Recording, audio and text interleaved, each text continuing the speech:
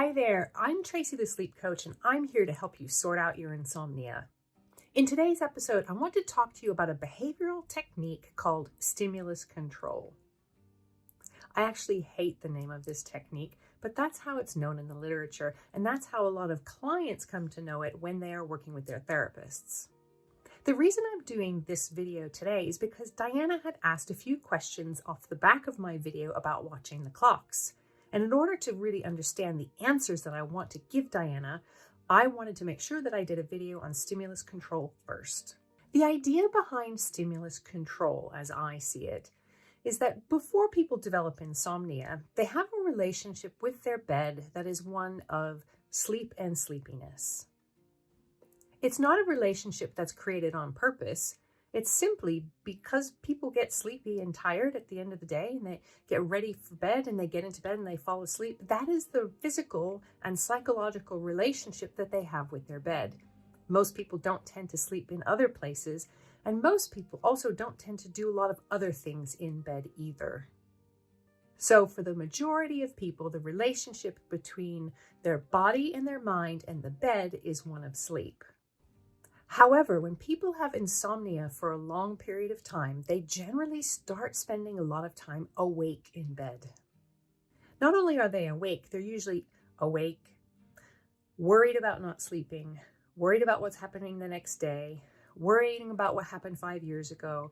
Generally, the feelings are characterized by frustration of not sleeping very well and worry and anxiety about the consequences of not sleeping.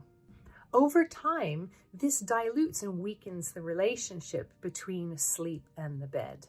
This is the fundamental premise behind stimulus control. And the actual technique is simply a way to reverse engineer this relationship by consciously trying to recreate that relationship between sleepiness feelings and the bed. The technique essentially asks you to not be in bed while you are awake. And to achieve this, it tends to ask people who wake up in the night to do one very specific thing. And that is, you might have guessed it, to get up out of bed so that they're avoiding being awake in the night in bed. Typically, people will get the message that if they haven't fallen asleep within 20 minutes, to get up and get out of bed and go and do something enjoyable and relaxing. The idea behind this is that they remove that frustrated, wakeful energy from the bed, bring it someplace else, and work on reducing their arousal simply by doing something enjoyable. Then, once you become sleepy enough to fall back to sleep, you take those sleepy feelings and you bring them back to the bed. So the idea is then that you get up out of bed, you go to another room, you do something relaxing and restful, and you come back to sleep and you bring those sleepy feelings back to the bed in order to reinforce to your body and mind that sleepy feelings are for the bed and wakeful feelings are for someplace else. Now, this can be a very effective technique for people if they apply it consistently over time. A lot of times people will say to me, well, I did that for a week and it didn't work. But I would say it probably took more than a week to disturb that relationship between sleep and the bed. So it is not an instant fix. A lot of times people will find that when they come back to bed, because they still have that wakefulness association trained into their body, they put their head on the pillow and then they wake up again. But if you apply it persistently and consistently over time, it can be very helpful. Now, there are some issues with stimulus control. One is that bit of advice about waiting for 20 minutes and getting out of bed. Well, to me, that encourages clock watching. And so that's not how I tend to suggest it when I'm suggesting it to my clients. I don't like a hard and fast rule that is dependent on the time. In general, my guideline is, that feeling when you're awake and you just know you're going to be awake for a while, that's a good time to apply stimulus control. Get up and get out of bed. Go and do something enjoyable and relaxing. Don't try to force yourself to relax. Just do something fun that you like doing. And then when you get sleepy again, because your arousal has come down and is allowing sleep drive to take over, then bring that sleepy feeling back to bed. So watching the clock can be a pitfall.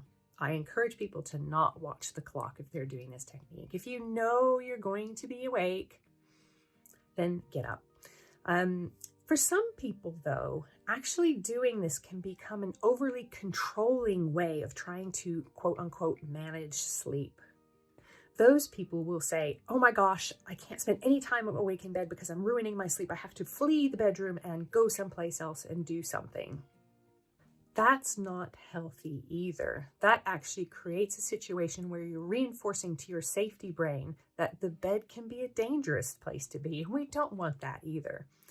In general, I suggest to people, if you're in bed and you're honestly, truly, completely accepting of the fact that you're awake and you're not frustrated and worried, just stay there and enjoy the cozy feelings that you're having. If you're able to appreciate the fact that you're awake and it's not bothering you, there's no reason for you to treat the situation like it's something you need to manage or control and that you need to leave the room. However, particularly in the beginning, most people do have those really negative feelings, and I do suggest that they take those feelings someplace else and do something nice and relaxing. My personal favorite was knitting. It might be reading. It could be cleaning the cutlery drawer. Some people get really nervous that they're going to get more waked up by going out of the bedroom and doing something, that they might miss a couple minutes of sleep if they do this. And this is where I remind people that this is a longer term process. It is not an overnight fix. You might get woken up by doing this thing that you're enjoying doing, but that just means you're going to be building more sleep drive for the next night. I encourage people to focus on their process, not on their progress and what is happening minute to minute with their sleep. The more you monitor your sleep like that, the more aroused you're going to become, the more worried about sleep you're going to become. Even if your sleep is improving, sometimes people watch their sleep so closely that that arousal radar just switches on and starts pointing back at the sleeping issue again. And that is going to not help in the long run with you building a healthy, positive relationship with whatever state of sleep that you are in. Whether you're sleeping deeply, whether you are resting and relaxing, you want to have a positive and restful relationship with sleep and with your bed. The idea of stimulus control is to bring us back to that relationship with our bed that we had before we even started thinking about it. Again, this is a technique that's suitable for some people and not for others, and you should always ask your own therapist or your own healthcare provider if this is a technique that would be good for you. If you found this video interesting, please give it a like, hit the notifications bell, and subscribe if you haven't already. That way you know when my next videos are coming out. And if there's anything in particular you'd like me to go through, I'm more than happy to discuss it here for you.